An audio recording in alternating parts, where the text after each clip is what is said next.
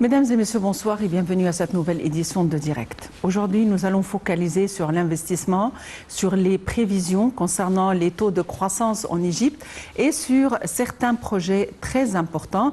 Nous aurons le plaisir d'avoir avec nous des invités qui vont nous donner des éclaircissements concernant les différents indices de croissance à un moment où le monde témoigne d'une inflation importante.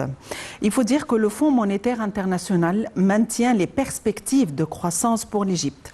Le prêteur international prévoit un taux de croissance économique de 3,7% en 2023 sans changement par rapport à son dernier rapport sorti en avril, et ce contre un taux de croissance de 6,7% en 2022.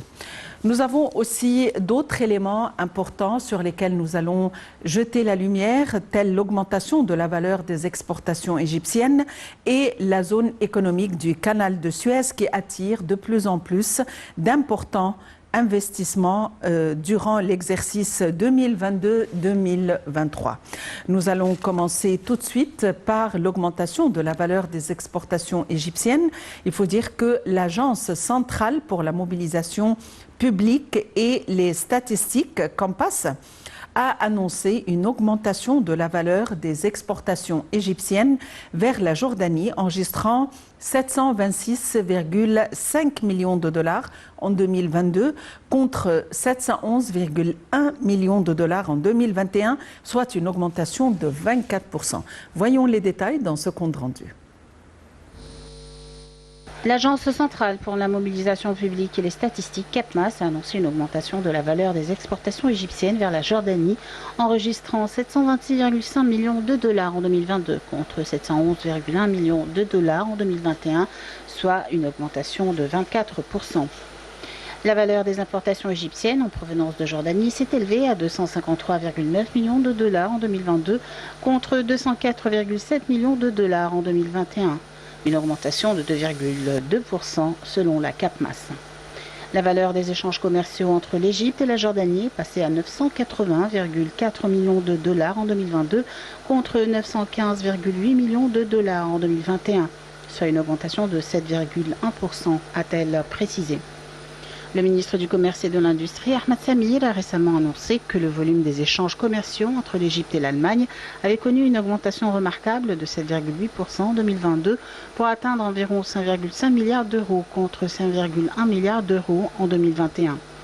Les exportations égyptiennes de marchandises vers le marché allemand ont augmenté de 30,8% en 2022, s'élevant à 1,1 milliard d'euros contre 841 millions d'euros en 2021. C'est la première fois dans l'histoire des relations commerciales entre les deux pays que les exportations égyptiennes franchissent la barre du milliard d'euros, a dit le ministre, d'après le dernier rapport publié par le bureau commercial égyptien à Berlin sur le développement des relations commerciales entre l'Égypte et l'Allemagne au cours de l'année 2022.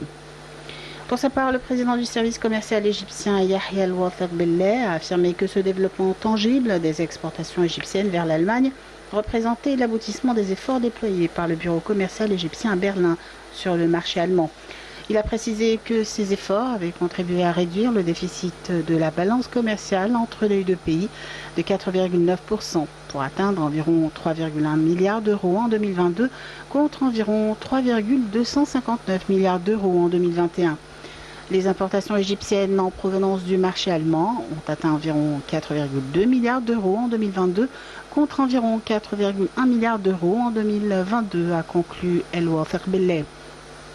Les exportations égyptiennes vers la Russie se sont-elles élevées à 595,1 millions de dollars en 2022 contre 489,6 millions de dollars durant la même période de 2021, affichant une hausse de 21,6%, a annoncé l'Agence centrale pour la mobilisation publique et les statistiques. La valeur des importations égyptiennes en provenance de Russie a marqué 4,1 milliards de dollars en 2022 contre 3,6 milliards de dollars en 2021, une hausse de 15,5% selon les données de la CAPMAS.